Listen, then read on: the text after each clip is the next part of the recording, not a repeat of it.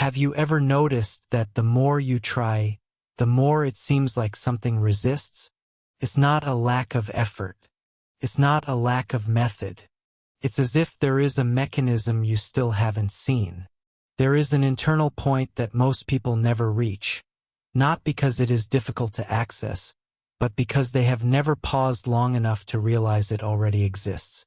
A point where the mind is not trying to build anything, not visualizing, not repeating affirmations, not forcing an improved version of itself for the universe to recognize. This point doesn't have an obvious name. Some would call it silence, but it's not exactly that, because silence still suggests the absence of noise, and what we are investigating here is not the absence of noise. It is the absence of directional tension. It is the mind without an agenda. I will call it the 0 point, not because it is a new concept, but because for the purposes of this reasoning it is the most precise description, the place where no force is being applied. And what happens in this place is what no one usually teaches, because it is too counterintuitive to be sold as a technique. Think about water. When you try to grab water with a closed fist, it slips through your fingers. When you fully open your palm, the same water remains there at rest. This is not a spiritual metaphor. It is basic physics. Tension creates resistance. Openness creates space. The human mind functions in a structurally similar way. When it is in a state of constant effort, trying to control outcomes, anticipating failure, monitoring the progress of its own change, it generates a type of tension that functions as interference, not metaphorically but functionally. Have you ever tried to remember someone's name, and the more you tried, the more it disappeared? And then, hours later, when your mind was focused on something completely different, the name simply appeared? That is not coincidence. It is the standard operation of a system that works better without direct interference. And the human mind is, among other things, a system. The problem is that no one taught us how to work with this system. We were taught to force. Temideo was 34 years old and worked in graphic design. On a Tuesday afternoon, for no particular reason, she was sitting at her desk with a cup of tea that had gone cold without her drinking it. She was looking at the monitor, but she wasn't seeing anything. She wasn't thinking about the project she had to deliver. She wasn't thinking about the list of things she needed to solve.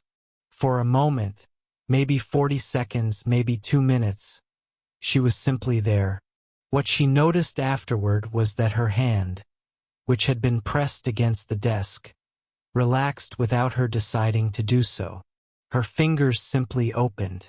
She couldn't explain what happened in that interval, but she said that after it, the solution to the project that had been stuck for 3 days appeared as if it had already been there, waiting. It wasn't dramatic inspiration. It wasn't mystical revelation.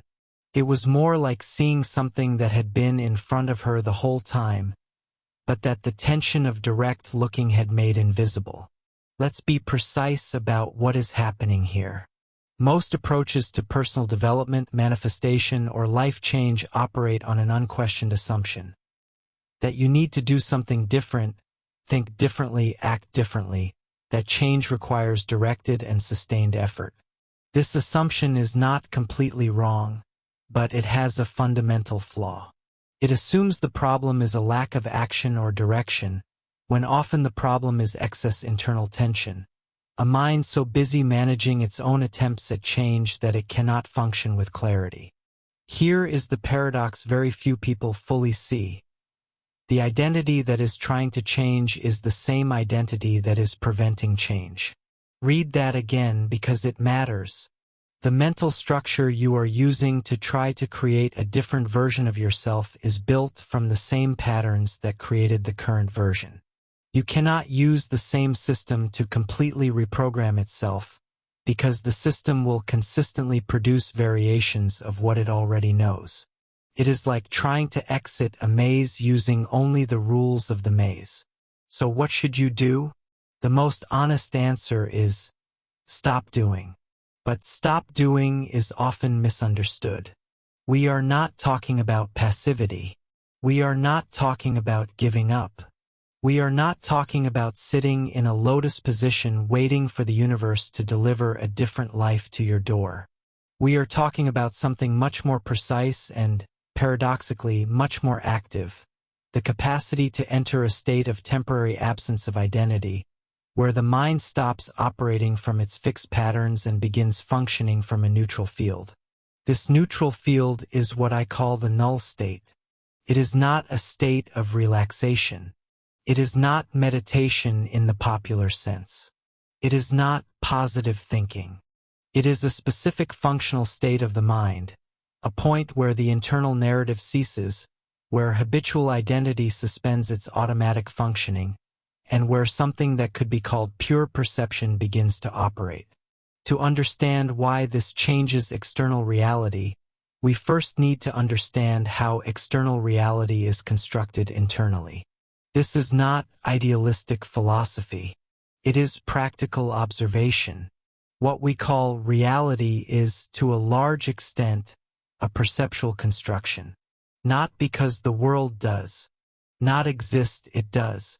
But what you perceive of the world, how you interpret events, which possibilities you can see, which opportunities you notice or ignore, all of this is mediated by the internal structure of your mind. Two professionals enter the same meeting. One leaves with a valuable new connection. The other leaves thinking it was a waste of time. The event was the same. The perception was completely different. Each person's mental structure filtered the same environment in opposite ways. This means that changing the internal structure of perception is not a spiritual exercise. It is a functional shift in the system that processes reality. And when that system changes, what you perceive as possible, available, real, changes with it. But to change that structure, you cannot use the same structure. You must find the point beneath it, the neutral field, the null state. Here is where most people make the most costly mistake of the entire journey. They hear something like this and immediately think, right? So I need to learn how to enter that state. And they begin looking for the technique, the method, the step-by-step formula. They buy the course. They watch the lessons. They practice. And what happens? The effort to reach the null state creates exactly the kind of tension that prevents the null state. It is like trying to fall asleep through willpower. The more you try, the more alert you become. Sleep, like the null state, cannot be seized, can only be allowed. And here is the detail that changes everything. Allowing is not passive. Allowing is an active posture of non-interference. It is different from doing nothing. It is the specific movement of removing your hand from the lever consciously with full presence, without expecting a specific result from that removal. When you are in constant effort mode, trying to manifest, trying to change, trying to be different, your mind operates from a structure called compensatory identity. This is the version of you built in response to the perception that something is missing. Compensatory identity is not bad. It was created to protect, to achieve, to overcome. But it carries within it a fundamental belief that the current state is insufficient and the future state is where things will finally work.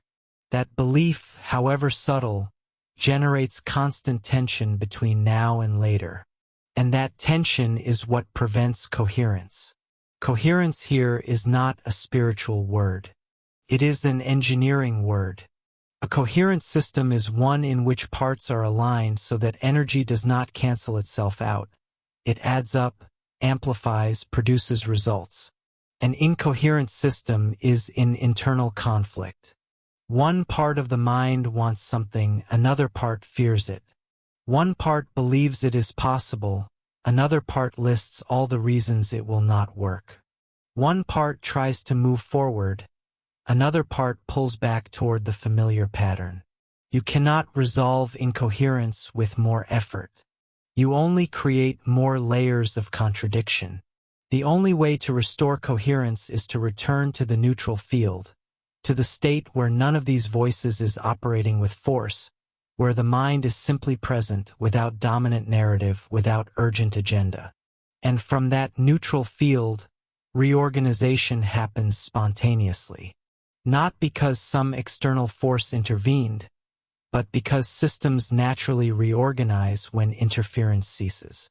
That is what Daniel observed over years of direct investigation, not as theory, but as repeated personal experiment.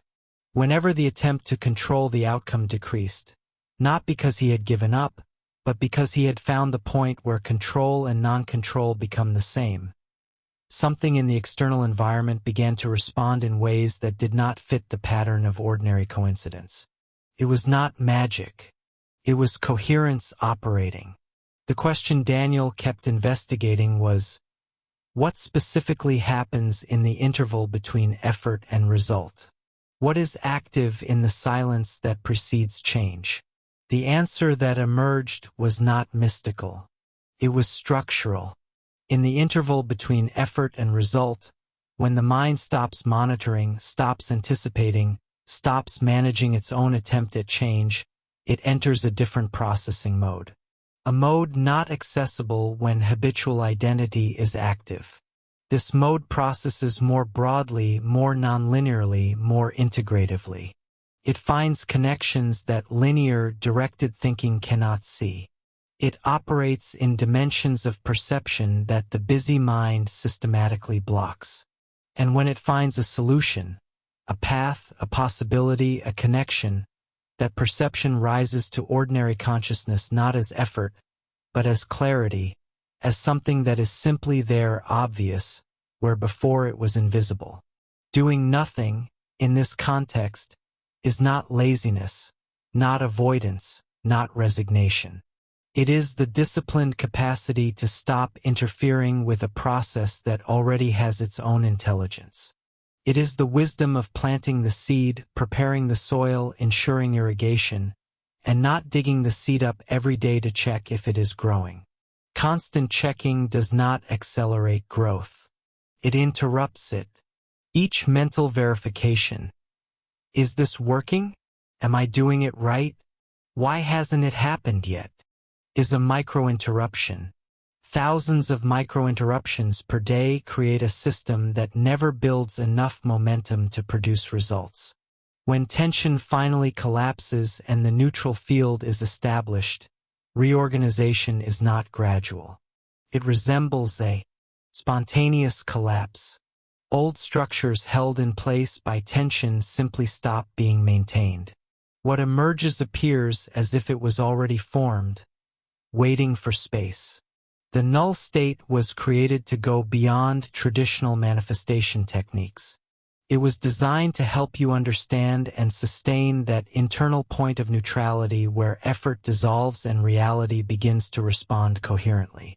More than learning something new, it is a process of dismantling the identity that forces, allowing change to occur through alignment rather than tension. If what was said here made sense to you, not as belief but as perception, there is deeper material that continues this investigation in a more structured way. It is not mandatory. It is for those who feel this direction deserves deeper exploration, who sense there is a mechanism here worth fully understanding, not just intuitively. The link is in the pinned comment. Let's end where we began. You feel something is not working, not as failure, as information. The information is this. The mechanism being used is not the right mechanism. Not because you are incapable, but because no one showed you the other mechanism, the one that operates not through force, but through coherence, not through constant effort, but through the intelligence of the interval. Doing nothing after this is not an instruction of passivity. It is an invitation to discover what happens when you stop being the obstacle to what is already trying to emerge. Reality collapses on its own not because you withdrew from the process, but because you finally stopped fighting it. Leave your name in the comments and one word, just one, that represents what you felt as this reasoning unfolded.